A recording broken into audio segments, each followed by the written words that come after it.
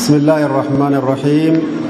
الحمد لله رب العالمين، والعاقبة للمتقين ولا عدوان إلا على الظالمين، ثم صلوات ربي وسلامه عليه وعلى آله ومن سار على نهجه واهتدى بهديه واقتفى أثره واتبع رضوان الله تبارك وتعالى فيه إلى يوم الدين. أما بعد، إخوتي وأخواتي المؤمنين، السلام عليكم ورحمة الله وبركاته. الحمد لله الذي بنعمته تتم الصالحات. رب سبحانه وتعالى قال لك إساتي أولا وآخرا خاغرتي فدي فيتين خيري هنداو نما قوتو نيما هنداو غرتي أكا غارتنا ما تمرو مقلب القلوب ومثبت المؤمنين وستار العيوب وفعال لما يريد كيفما شاء وعندما شاء. رب سبحانه وتعالى أكا فدي دلقا وان فدي مرتيسا قلبي قرتني إساتو قردابا إساتو قرق قلجا. موضوعنا في هذه المساء الطيبة المباركة الميمونة والنقرتن إن شاء الله تعالى التول كنا منو والانتين يا رب جه أهمية القلوب في حياة الإنسان وأقسامها.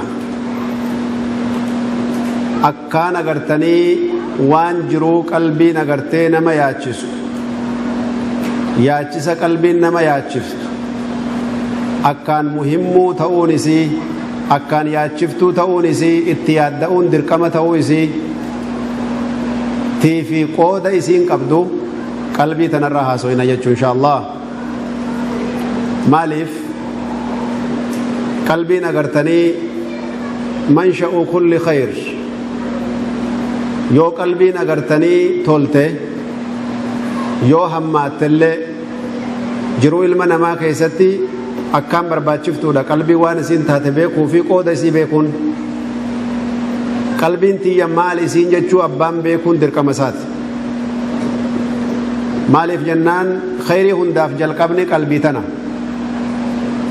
in ucidda kulla al-i'daadi wasulika bihi tariiqa ar-rashaad, yoo karaa haqiiqaatiif karaa rabbi jaallatu karaa milkii ittiin seenanillee akka milkii irra jiran beekuun, yoo karaa gartanii qilleensi namaan dabree bahriin nama nyaatee hawwiin nama fudhatee fasaanni gartanii waqtiidha nama galaafatee namni karaa badii irra jiraatellee waan irra jiran beekanii deebi'uuf toohannaa qalbiitiif qooda gartanii isiin qabdu jechaadhaan jalqabna jechuudha.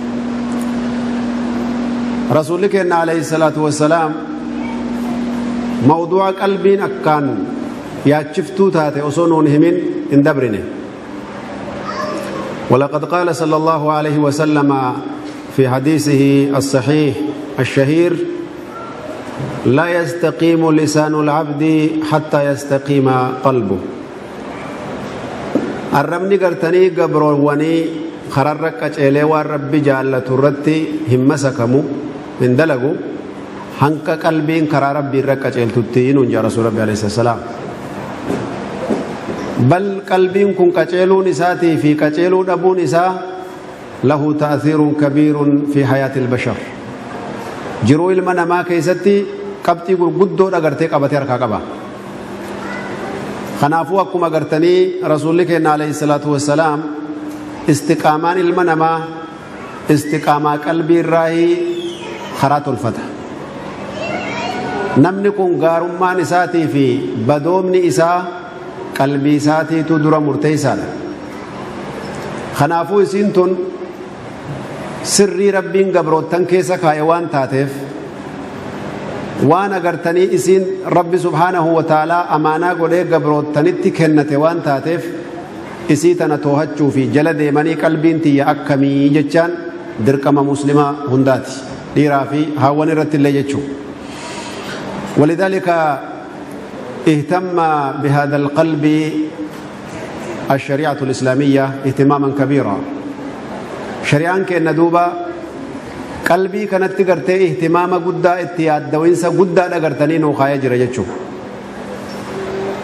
قلبين كو يو اتياد داني وبليان إيمانا سبب فلاح الإنسان ونجاحه في الدنيا والآخرة. هاهو بنو قلبين تو يوان اسين تاتي بيني اتدليني يو قودا اسي بيني قودا كم كيس جرتي جتشا اسي هبني يو اسي خرامل كير رخيني سبب اگرتنی نمنی اتمل کاهو دنیا دا فاخرات قلبي گرتنی والدقی فتو ربي انه هاخنو.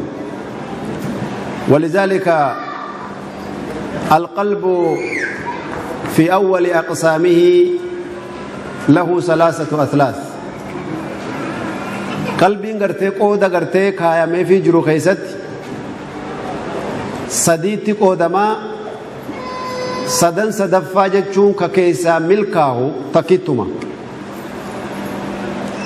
فقرت ربي ملكي لأن دبته قرآن خيست ربي إنه دبته يوم لا ينفع مال ولا بنون إلا من أتى الله بقلب سليم. وياك يا ما همين يسير دبته سلبنا سينا تشكي سكب در دبته خسارة غرغدو نمني وياسا خسارة لمو ملكويني رب الرا دبته نما گرتنی ملکاو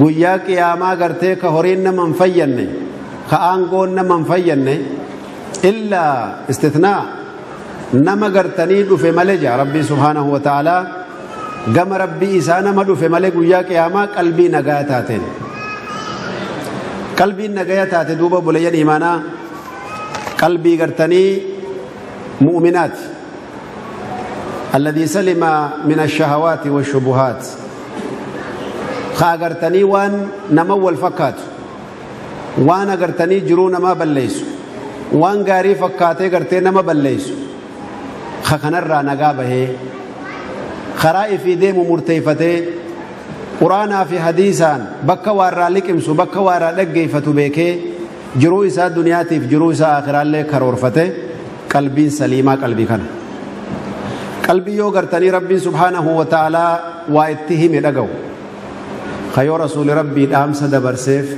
مرحبا جدي فدت ورخنا ربي قران خيستي وصفي ثاني لفكايه انما كان قول المؤمنين اذا دعوا الى الله ورسوله ان يقولوا سمعنا واطعنا. قلبي نغرتني ورمي الكاوي اكسين اتوافدتو أكسي يو ربي في رسول ودبة سمعنا وطعنا ملوان بران دبني ربنا الرفار سدو جتش مؤمنوتا جتش برون تانجين جتش بتا في مرقر راقوراني مسلحة بربادة تانجين يو ربي في رسولته أكنجي جتش اتهما سمعنا وطعنا جل راجي توني صفة مؤمنات أولا قبدي بوليسي إسلاما وبوليتي مؤمنة يو ربي في رسول الراد أمس سدكبه أججا كيستي هاتو وادوغو كيستي هاتو ملكي كان كي دنياتي في آخرات نتوان هدا ميجرو سمعنا واطعنا بيتشاس الرفرن كوني بره مان قبو شيخة كبر أكس جي بركنا درا فتوانو قلني إسنتم مكروه ملي وكي جبمتم ملي حرام اللي متجاني چنا في چنا قرتين بربادين دوم أنا ربي سبحانه وتعالى ورقرتني صراط المستقيم الرجل وأن هذا صراطي مستقيما فاتبعوه ولا تتبعوا السبل فتفرق بكم عن سبيلي. خرانكم كران حقيقة نغا ربي ولنما كن نمسيسا خراخنا جيتهم ربي النبي محمد صلى الله عليه وآله وسلم فاتبعوه جلدي ما جين كرام ملكي تكتخنا خرا قلبي نما يرمل كويتو خرا قلبي نما يرقد أبتي سبات انديمو قبتو يو غرتني خنر رنديم نتاته خراتي تقو طريتي تقو چنا بتا مرغا جرتو خنفسيا كشيطانا كفدنا كشهوة كفاشنا كحالا أددا خناتو اسم مدچو جراتا خنايو سنتنمو فتفرق بكم عن سبيله خرا غرتني صراط المستقيم سن خيس قيات غرتني يروق ترب اهدنا الصراط المستقيم جتن سن الراهي اسم دماسو جراتا بخاي يا ربي سبحانه وتعالى namni karaa rabbii irraa bahee itti gallisaa beekamaadha. duuba qalbiin saliimaa qalbiin nagaa bahee ka shari'aa rabbii gartanii heera godhatee ittiin jiraatu, ka murtiin rabbii isaaf murtii ta'ee gartee ittiin jiraatu, ka maatiin isaa shari'aa rabbiitiin hoogganamu, ka inni mataan isaa maatii isaa keessatti rabbi sodaatee amri rabbiitiin deemu, ka yoo gartanii haadha manaa taate shari'aan rabbii isii hoogganu amrii jaarsa isii jalatti, ka yoo ilmaan ta'e haqa abbaa faadhaa keessatti shari'aan rabbii isaan hoogganu. wanni isaan sodaatan fil ghaybi wa shahaada yeroo abbaa faadha bira jiranillee yeroo gartanii adda jiranillee shari'aa rabbiitu isaan hoogganaa, shari'aa rabbii isa sodaatan jechuudha. idan qalbiin agartanii qulqullichi alladhii salima min ubuudiyyati ghayrillah rabbiin malee waan biraa ka qalbii keessaa hin qabne, ka waan biraa gabbaruuf, waan biraa sodaachuuf, waan biraa kadhachuuf, waan biraa kajeeluutti hidhaan qabne illa Allah, rabbii guddaa san malee. qalbii akkasiisani qalbiin guyyaa qiyaamaa nagaa baatu jaagartee rabbii subhaanahu wa ta'ala. qalbiin sun rasuulli keenya alayhi salaatu wassalaam dhaamsa jabduu ogurra dabarsan